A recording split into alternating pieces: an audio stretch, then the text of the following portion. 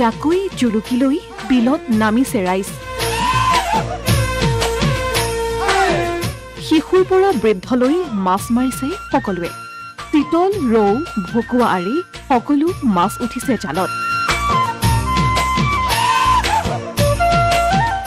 হাজোৰ বামুণ্ডীত মাছৰ উজান ১৭২ বছৰীয়া পৰম্পৰা অক্ষুণ্ণ ৰখাৰ চেষ্টা নিজে খাবলৈ অথবা ঘৰলৈ নিবলৈ নহয় এই দৃশ্য সমূহীয়া মৎস্য চিকাৰৰ চিতল ৰৌ ভকুৱা আৰি আদি প্ৰকাণ্ড মাছ উঠিছে জালত শিশুৰ পৰা বৃদ্ধলৈ মাছ মাৰিছে সকলোৱে যিয়ে যি মাছ পাইছে সকলো লৈ আহিছে এটা নিৰ্দিষ্ট স্থানলৈ হাজোৰ বামুণ্ডীৰ বিল জলাশয়ৰ এয়া পৰম্পৰাগত উৎসৱ প্ৰত্যেক বছৰৰ মাঘৰ ৫ তাৰিখে হাজোৰ বামুণ্ডীৰ বিল জলাশয়ত দেখিবলৈ পোৱা যায় পাৰভঙা উৎসাহ সমূহীয়াভাৱে মৎস্য চিকাৰ কৰি বামুণ্ডীৰ ১৭২ বছৰীয়া পৰম্পৰা অক্ষুণ্ণ ৰাখিবলৈ চেষ্টা কৰিলে ৰাইজে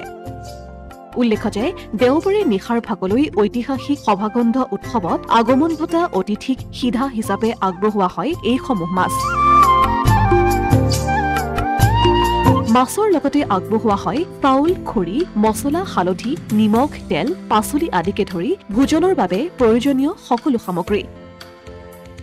বিগত বৰ্ষৰ দৰে এই বৰ্ষও বামুণ্ডীৰ বিল জলাশয়ত এনেদৰে সমূহীয়া মৎস্য চিকাৰ কৰিছে ৰাইজে ১৪০০ ঘৰৰ পৰিয়ালে প্ৰতি ঘৰৰ পৰা পৰম্পৰা অনুসৰি ভঁৰালৰ পৰা চাউল আলু শাক পাচলি আনি জমা কৰে লগতে ন্যূনতম বৰঙণিৰে এই উৎসৱ পালন কৰি আহিছে বুলি জানিবলৈ দিয়ে ৰাইজে কাল আমাৰ বামুণ্ডীত পৰম্পৰাগতভাৱে বামুণ্ডী গৈৰহে সভাগন্ধ উৎসৱ উদযাপন কৰি আহিছে ৫ মাঘ আৰু প্ৰতি বছৰৰ ৫ মাঘ আৰু ৬ মাঘ তাৰিখে এইবেলিও আমাৰ ব্যতিক্ৰম নহয় আজি বামুণ্ডী ৰাইজৰ অন্তৰ্গত যি ১৪০০ ঘৰৰ ওপৰত পৰিয়াল আছে আৰু এই পৰিয়ালসমূহে প্ৰতি ঘৰৰ পৰা আমাৰ পৰম্পৰাগত অনুসৰি বামুণ্ডী গৈৰহ পঞ্চায়তলৈকে আমি তাত ভঁৰালত আমি কিছুমান যাৱতীয় সামগ্ৰী সংগ্ৰহ কৰি তাত জমা কৰা হয় আৰু সেইসমূহ হৈছে চাউল আলু বেঙেনা জাতিলাও আদিকে ধৰি সকলো সামগ্ৰী আমি তাত জমা কৰোঁ আৰু এটি ন্যূনতম বৰঙণিৰে আমি এই সভাগন উৎসৱটো পৰিচালনা কৰি আহিছোঁ আমাৰ বামুণ্ডীৰ আশে পাশে থকা প্ৰায় ১৬০০খন গাঁৱক আমাৰ অতিথি হিচাপে নিমন্ত্ৰণ কৰা হয় গাঁৱৰ গোটেই মানুহক আৰু লগতে বাহিৰৰ যিসমূহ মানুহ আছে তেওঁলোককো নিমন্ত্ৰণ কৰা হয় আৰু সেই নিমন্ত্ৰিত ব্যক্তিসকলক আমি সন্ধিয়া আজি ৫ মাঘৰ দিনা সন্ধিয়া সিধা দিয়া পৰম্পৰা চলি আহিছে আৰু এই সিধা দিয়া কাৰ্যসূচী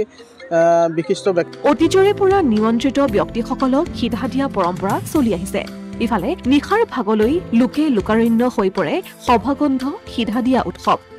ভ্ৰাম্যমাণ যাত্ৰা নাগাৰা নাম আদি দুদিনীয়া কাৰ্যসূচীৰে আয়োজন কৰা হৈছে সাংস্কৃতিক সন্ধিয়াৰ অসমীয়া প্ৰতিদিন ডিজিটেল ডেস্ক